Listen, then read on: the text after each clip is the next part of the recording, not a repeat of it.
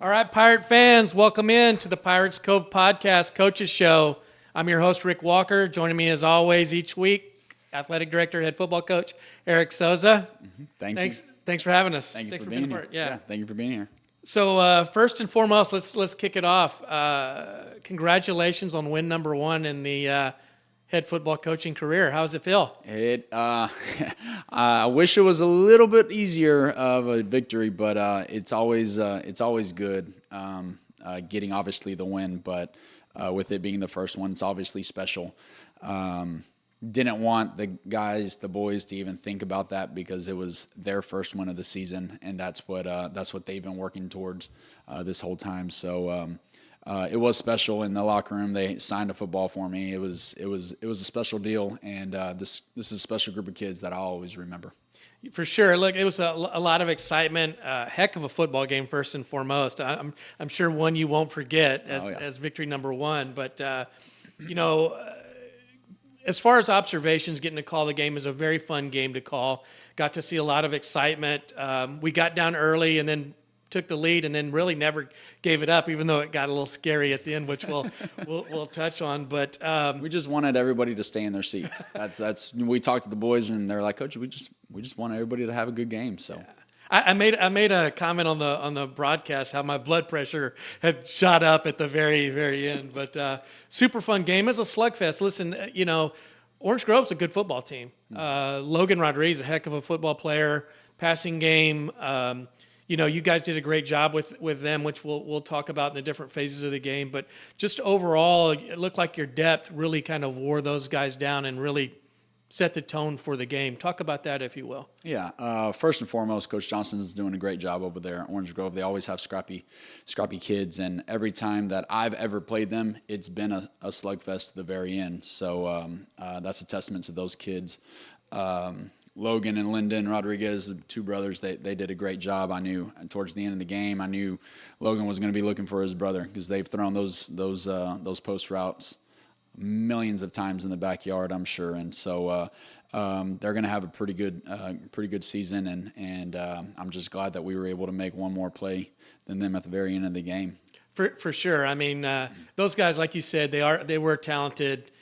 Throwing the ball, it seemed like they definitely have that relationship for that success. Yeah. So, but what a slugfest! The Pirates really rose up several times after a big play by Orange Grove. Seemed like we'd march down, score. They'd make a big play where there's a run by Logan or whether it was a kick return by Bond, the freshman, and then we drove right back down and kept that defense on the field. Talk a little bit about that, if you will. Yeah. That just speaks volumes of what our boys are about, the perseverance, them facing adversity. That was one thing that I was worried about on how our kids react whenever there has been adversity. I was not here during the offseason to give them that adversity, and because it is a trained skill to have to overtake that stuff. Right. And so seeing them being able to get punched in the mouth and then come back and then make a play right after that was something very promising to see for our kids. And you made a mention of it earlier about the depth that we have, both the offense and defensive lines. We have tremendous depth, and I think that's one of our strengths this year is that our 1s and 2s and even our 3s it's pretty close. And so we're going to have to rely on those guys, especially with as much as we were cramping in the second half. We've done some things as a coaching staff to prevent that right now. But again, in order to get in shape, you got to be playing at that speed, and we're trying to do that in practice. But at the end of the day, the things that we're working on right now, hopefully it can translate on Friday against San Diego. For sure. And look, it was warm. Start off, the game was so hot when it started. The sun was still out, all that good stuff. So as fall gets here, hopefully it gets darker a little sooner and cools off. But we got to speak to Coach Johnston after the game, and he hit on the fact of the depth. He said when he saw you guys situationally going both ways versus them having to go full-time both ways, he felt like that was going to be an issue, and obviously it was. Was that part of the game plan going in? Right now, we're still in the evaluation phase, and we kind of have an idea of who's going to be where. But at the end of the day, we're going to put the best 11 out there, and as many kids that don't have to go both ways, that's going to make our team a lot better team. But again, like we've got Trevor Garcia, who's a stud on offense, stud on defense, but then you got Trey Alvarado that takes 2 60-yard traps to the house. And that's the depth that I love, because Trevor's going to play defense. He is the quarterback of the defense. He's the leader there.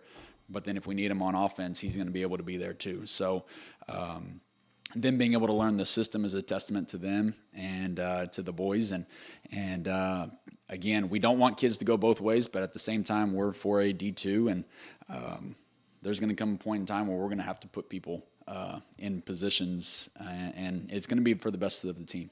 For sure. So you mentioned that resilience. Would you say that resilience that we have is part of learning how to win here at Rockport?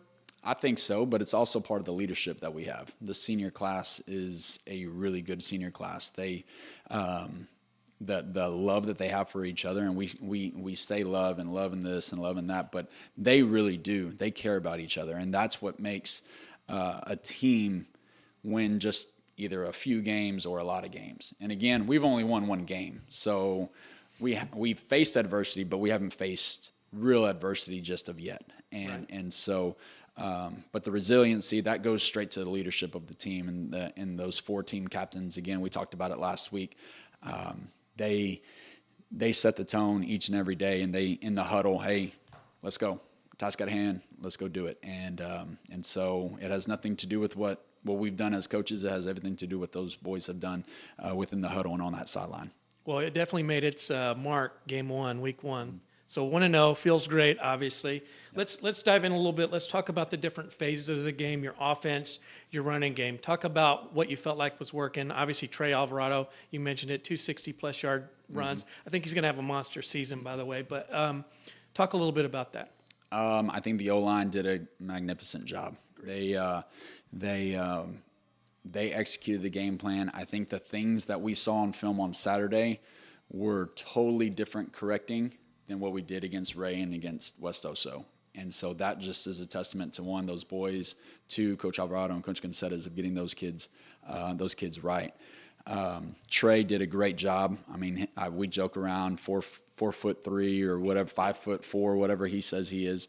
But he is quick, and he keeps 2 hands on the ball, and he was able to kind of ping pong his way through it, and he didn't get caught. So that was one of the things. The other backs, they did a really good job too of blocking on the sweeps and then carrying out their fakes. And that's one of the things that we talk about in this offense. You got to be selfless. You can't be thinking about yourself. You've got to think about how, if I'm carrying the ball, then I need to keep 2 hands on it. Don't let one guy take you down. If I'm not, I'm either blocking or carrying out our fakes. And if you watch the film, you see Orange Grove defensive players, they're going all over the place. Yep. And so that's what we do in this offense. That's the deception that we try to do. And all that is effort. Everybody can do that. You do zone read, and that quarterback takes 3 steps hard. That way, that might take a linebacker out of the picture, right? But not a lot of teams do that. And so these kids have bought in. They've done a really good job at getting it done. And passing game, we were 3 of 7 for 58 yards. Unfortunately, we had to throw a couple of balls away. 2 of the interceptions, one of them talked to Sean about. He just kind of forced it, didn't need to do that. And then the first one, the streak route to Peyton, he was just late on the throw, and that's in the learning, and he understands that. Sean understands that, and hopefully we can learn from that and not make those same mistakes next week. But those 3 completions were really, really important. That first one to Trevor on the screen, 3rd down, 3rd and long. We knew what kind of defense that they were going to be in, and we finally were able to execute that play. Against our JV, they always know that a screen is coming, so it doesn't look like that in practice, but I'm glad that Sean did a really good job. The linemen, they got out in space, and Trevor was able to find the end zone. For sure. The timing of the passing game seemed to work effectively, especially the flare pattern in the screen pass that you mentioned. Zane Rios made a nice play on that little swing. Mm-hmm. He had a pretty good ball game. Yeah, he did. Both offense and defensively wise, right? And even special teams. We asked those kids to do a lot of things, and we have We have 3 tailbacks. We got Dawson, we got Zane, and we got Jackson. So it's kind of one of those things where, hey, we can get him in the ball in space, and Zane's fast, Jackson's fast, Dawson's fast. So give him the ball in space and let him go do something with it. Yeah, you got a lot of guys who can carry the ball, who can hurt you. So very, very effective. But what was so interesting is when we're in the huddle, like on the sideline, we send the first play in. Not one time did those guys ever, when they weren't getting the ball, did they roll their eyes or anything like that. They said, I remember specifically Dawson, we called 449, and Dawson looks at the swing man. He's like, let's get it. And so that's the type of buy-in that we're going to need, especially even when things aren't going so well, right? Like we as coaches, we want everybody to score, right? But at the end of the day, we're going to do what we can do and take what the defense gives us. For sure, and it's nice. I think the depth complements the slot T because each one of those guys essentially are setting each other up for success. So you called it out. Let's move to the other side of the ball. Defensively, a lot of big plays. Mm-hmm. Got a good pass rush on Logan Rodriguez, which we'll call out the players of the game after we talk about this phase. But talk a little bit about your defense, Coach. Again, defense is going to win championships, and we're set on that. Coach Black had a great game plan. We gave up more points than what we were hoping for, but starting with the D-line, those guys we were able to rotate. I feel like that is the most depth-wise that we have is the D-line, that they can go 3 plays on, 3 plays off, and that wears down an offense really quick. But there was really good things that they did. They got after the quarterback quite a bit. They made him move from his spot, which that's a blessing and a curse because then like Logan was able to do kind of move around, and then we got lost in the back end, not being disciplined with our eyes. But that the D-line did a really good job. They need to work on making sure that our hands are right and play more technique, and that's stuff that we've been again, it's a difference in the defense, difference in philosophy, so they're gonna be just fine. Linebacking, I think 2 plays of the game really was Zane Rios stopping the touchdown, would have gone ahead, and then the very next play they don't call a timeout, and then I watched the end zone view 150 times, and I don't know what Wyatt was looking at, but he found a little hole and he stuffed the running back for a 2-yard loss. And those are my 2 plays of the game because without those 2 plays, they would have scored, and we wouldn't have had a lot of time to go do something with it. For sure, both of those plays really stood out. The defense rising up to shut that down at the very end was massive. We were really nervous in the press box, but to see it happen, really, really proud of the effort of the guys, all that stuff. Yep.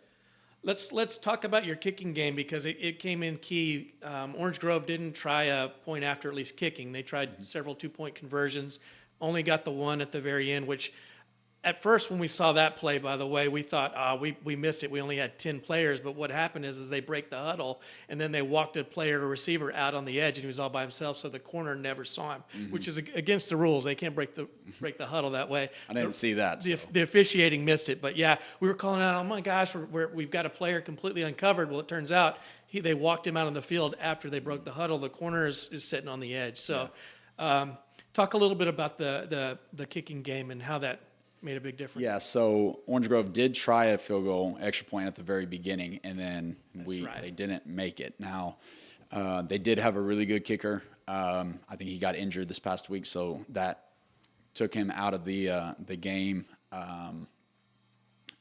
But we kind of talked about it on Saturday. We had 6 possessions or 6 touchdowns. Yorman, he was 6 for 6 in extra points, which is unbelievable. First football game ever for that. First football game ever. He's kind of just, we tell him what to do, he does it, and he runs off the field. And I don't think he understood. I don't think the team understood that we were 6 for 6. They missed 4 extra point or 4 2-point conversions. Missed the field goal, but they made a 2-point conversion. Well, that's 4 points right there. And we won by 4, right? So when I talk to the guys, we always talk offense, you have an opportunity to make an impact in the game. Defense, you do too. But special teams is one of those that it goes unnoticed a lot, but it's there where the mistakes are going to be made. And so, at least for us, we were able to win the extra point part of the game. Now, there was other portions of it that we kind of lacked as well, but they tried 3 or 4 onside kicks, and we got -1 on it, right? Like, it was just that last one. And again, the guys know it. We've corrected it. Coaches corrected it. We're hopefully we can be better this next week, right? But at the end of the day, special teams still helped us win the game. It did not lose us the game. Defense did not lose us the game. They won the game right there. And offense, we were able to put up 42. That's good. But we didn't get a first down in the fourth quarter. So there's things that we can correct, and you've got to be able to understand that this is the first game of the year. There's going to be a lot of mistakes being made. Now we just got to go back, and hopefully we don't make those same mistakes this next week. Last thing I want to touch on around the game, they ran a little no huddle in the second half, obviously without the timeouts, trying to score. They seemed to have some success with that. Was that us being tired? Was that just we were being basic because we couldn't scheme as much in that situation? I think it had a little bit of everything. I mean, we also knew that we were up by 3 touchdowns, right? 3 possessions. So we weren't necessarily playing the same type of game that we were playing in the first quarter. Okay, we had some subs in. We were trying to move things around. We were cramping. We didn't have our number ones in either.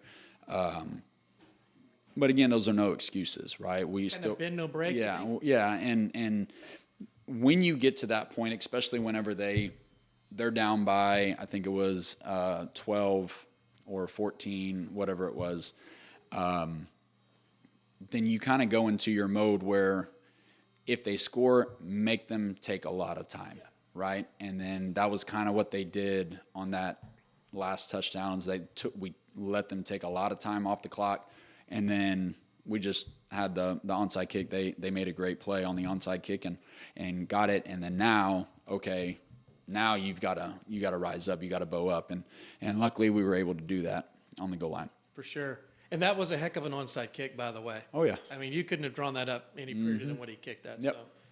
So obviously Orange Grove's now behind us, heading into week 2. Big opponent this week. We traveled to the Blue Turf in San Diego to take on the Vaqueros. Yep.